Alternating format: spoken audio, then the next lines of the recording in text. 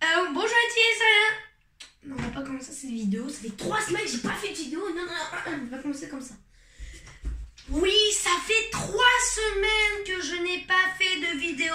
Je devais faire une le 11 novembre, mais j'ai décalé parce que j'avais trop de trucs à faire.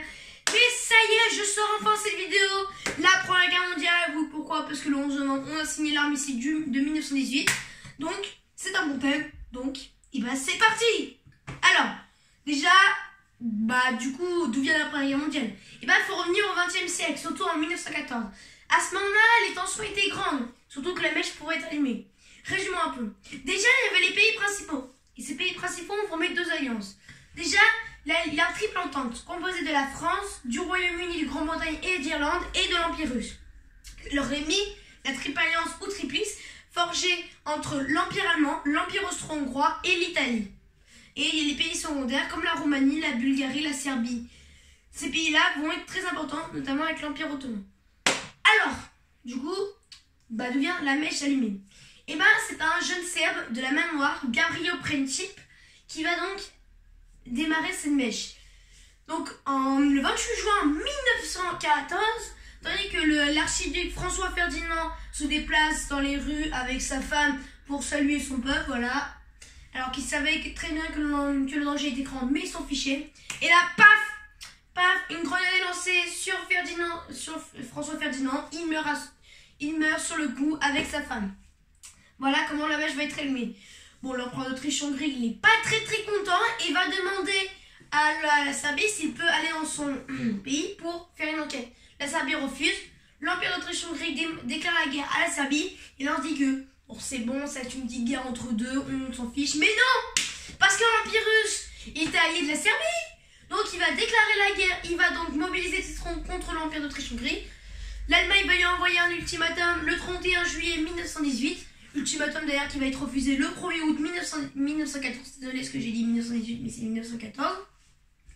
La France qui soutient l'Empire russe déclare la guerre à l'Empire allemand. L'Empire allemand va décider donc de violer la neutralité belge car il savait que l'Est était protégé, l'Est de la France était protégé.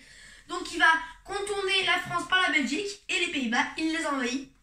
Le Royaume-Uni choqué, je suis choqué, déclare la guerre en août 1914 du même mois, l'Empire allemand. Bref, ça y est, tout était allumé. En même temps, l'Empire, du coup, l'Italie reste neutre. La Serbie rejoint donc le conflit ensuite, donc le 28 juillet, du coup, de la même année. Voilà, donc, voilà comment se déroule. Alors d'ailleurs, le général Joffre va essayer d'impliquer en France le plan 17. Plan 17 qui va totalement échouer contre le plan Schildenberg. Je sais pas prononcer le... je suis nulle en langue allemande, bref. Voilà, il va invoquer le blanchi de Ben.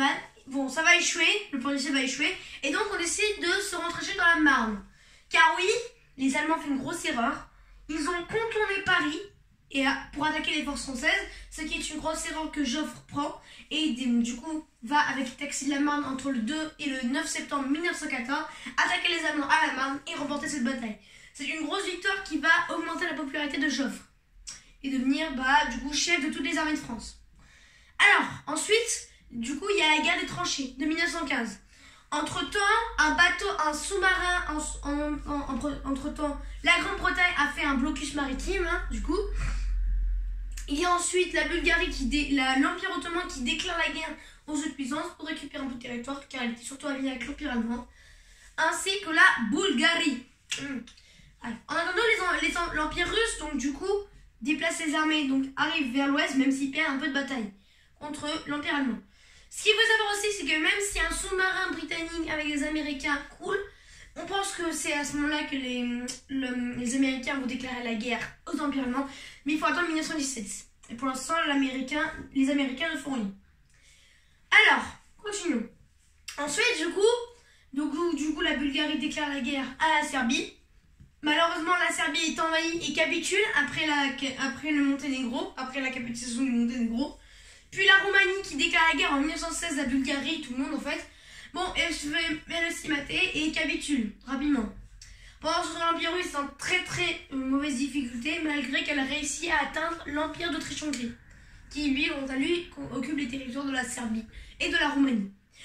Ce qu'il faut savoir aussi, c'est que pour l'instant, l'Empire ottoman est très mal barré, car en Afrique du Nord, les armées franco-britanniques arrivent à défoncer l'Empire ottoman et à arriver aux portes d'Israël. Bon bref, l'Empire ottoman est dans la merde.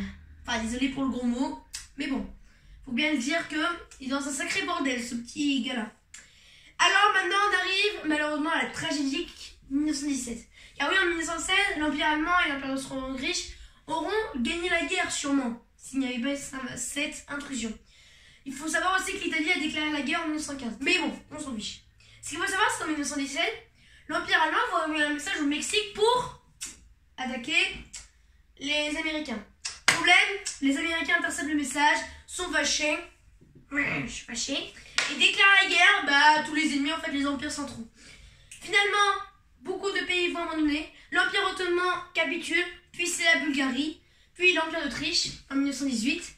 Les Américains défoncent tout le monde, et finalement, l'Empire allemand capitule. Mais avant toute chose, il faut revenir en 1917. Car oui, en fait, l'Empire russe subit un coup d'état en octobre, enfin plutôt en novembre 1917 selon le calendrier, et les bolcheviks prirent le pouvoir. Finalement, plein d'États deviennent indépendants, l'Ukraine, la Pologne, etc. Et les États baltes, Estonie, Lettonie et je sais plus, je sais pas. Bref, en gros, ils deviennent tous indépendants. Et donc, du coup, l'Empire russe signe du coup un arrêt des combats en 1918. C'est ce qui est important. Et l'Empire russe est dissous pour devenir l'Union des républiques socialistes soviétiques, ou l'URSS, comme on dit. Mais c'est pas le plus sujet. Finalement, le 11 novembre 1918, l'Empire allemand capitule. C'est la fin de la Première Guerre mondiale qui aura ravagé le pays. Voilà.